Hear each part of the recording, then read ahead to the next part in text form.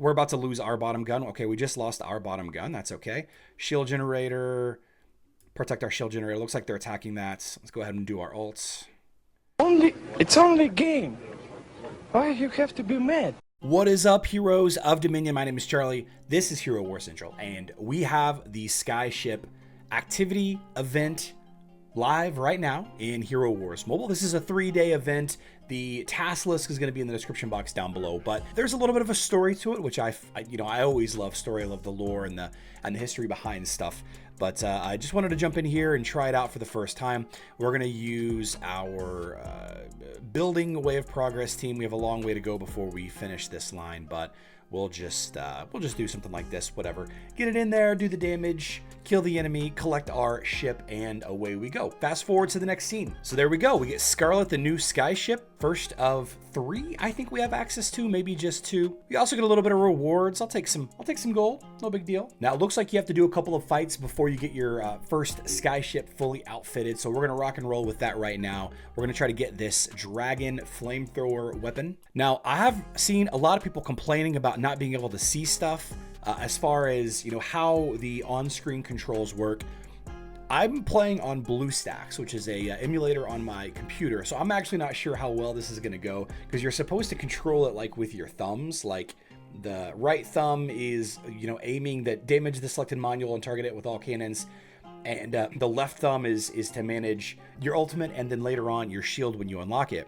Now you can target specific pieces of the enemy Skyship, and you can protect specific pieces of your own ship. And this is the biggest misunderstanding or gap in understanding between what the game is and should be and all of that. Obviously you have health bars at the top, so now my targeting damage thing is off cooldown. It's ready to go, so I should be able to drag it one direction or another. Now since we're early on, it may not be the case, but let's see what we can do here. Yeah, so you can drag it up to target high points on the enemy ship. You can drag it to the left, and you can see the left cannon right there highlighted. You can drag it to the right, and the right cannon is highlighted, and you could drag it down if it had something. Looks like we have our ultimate, so let's just go ahead and use this. It's going to be enough. And you can see again, we're dragging this targeting thing off to the right, which is targeting the right cannon. Oftentimes there's going to be 4 different things you can target on an enemy ship and 4 different things you can protect on your own ship when you get access to the shield generator. And you can see now I can drag the targeting thing up, and it's targeting the enemy's shield generator. I could drag it to the left, target the leftmost cannon, the rightmost cannon, but we want to target that shield generator. We want to try to get rid of it. We've got 2 separate cooldowns we have to manage here. We have our attacking cooldown and we have our ultimate cooldown over here on the left. So just kind of keep that in mind. We want to take down that shield generator as quickly as possible. It looks like they got the shield up, so that's unfortunate. It's okay, because we're still overall doing a ton of damage to the enemy ships altogether. Now early on, the strategy is just going to be have higher health and do more damage, right? And as things progress, as the rest of the activity rolls out, and indeed during this 3-day event, you're going to have to manage 3 separate cooldowns, and there's going to be a lot that actually goes into it that's going to allow you to outplay your enemy. So for example, I'm not sure if this is going to end up being something that we play against other real people, but if you see an enemy specifically targeting your leftmost cannon, then you can use the shield module to throw a shield on your leftmost cannon, kind of keep it from taking too much damage, or the shield generator itself, or the rightmost cannon, or whatever. So you have the shield on the left, you have the hero or the captain ultimate, I guess, right here, and then you have the attacking ability right here. And you have to manage all 3 of these cooldowns, and you'll be able to outplay the enemy non-playable characters, or maybe enemy players if we get that far, by managing all 3 of them correctly. So like I said, in the beginning, it's really going to matter a lot with who has the most damage, who has the highest health, stuff like that. So if we just specifically target one of the flamethrowers, we can target. You can see that there's now 4 things that we can target: shield generator, left gun, right gun, and then the bottom Gatling gun. We're going to continue targeting that left gun. Looks like we're going to shield this one right here, since it seems to be taking the most damage. You can see that there's 4 things I can shield. Yeah, we're just going to shield that one since it seems to be taking the most damage. And you see the enemy had the same idea. So we're going to transfer our focus onto the enemy shield generator since their shield now is covering. We're going to go ahead and throw the ultimate on there, hopefully before they can get their shield up too high. Yeah, see, again, early on, it's going to be all about who has the most health, right? That's really going to be all it's going to come down to. And it seems like the enemy isn't doing as much damage as we are, but that's okay. So here's a good question. Is Andrew 2090, is this an actual player on our server or someplace else, or how does that work?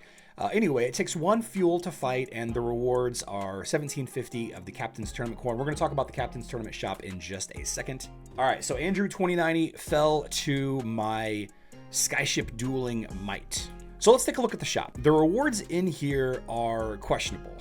Some of them are curiously priced. So for example, let's take a look at the Chaos Cores. Okay, so 2,500 for 1 Chaos Core seems like a good deal, I guess, for whatever. And then you can buy 3 for a small discount. So if you bought 3 at 2,500, that would be 7,500. So it's a little bit less of a discount. If you bought 5 at 2,500, then this should be 12,500 right here. So this one is actually, I think, a slightly better value than all of the 3. But what's very interesting is whenever you make a purchase, and I know that this isn't going to be the most valuable thing, but now you can't purchase this again. The thing that I'm curious about, that I think everybody's curious about, is will this reset later today? Like, there's no information about the rules of the shop.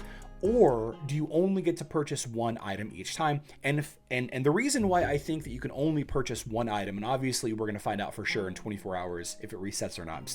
I'm waiting for a response from a community manager. The reason why I think that you can only buy each item 1 time is because of the value difference between the 1, 3, and 5 purchase. Obviously, we would just buy the 3 every time, right? Because it's the best value. It's the least expensive per Chaos Core. Again, using the Chaos Core example. So I think that you just buy everything in here once, and that's it. And if that is the case, then you're going to want to focus on Chaos Cores and Skinstone chests, and then the bottled energy. The Sparks of Power are very, very low quality because you just get so much of those by leveling up your Titans. The gold is low quality. The Avatar and the Avatar frames are low quality unless you just like the look of them.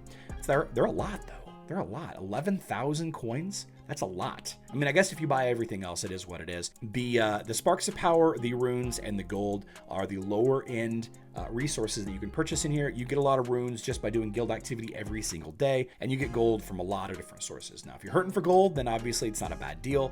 But again, you buy it and you only get the 1-time purchase. So this was intended as a nice explainer of the Captain's Tournament 3-day event. As the activity opens up a little bit more, and there's a little bit more strategy involved, we'll do a higher level cooldown management guide based on the different weapons, the different shields, the different captains, and the different ships that you can choose from. We got to talk about all of that. And while it doesn't really help the regular gameplay too much, and it seems like it's just a waste of time, remember guys, it's free stuff. It's free stuff just for doing a little bit extra. It's free loot. Don't forget we live stream today, 12 p.m. Central Time at 6 p.m. UTC. I love you all. Good luck in Dominion.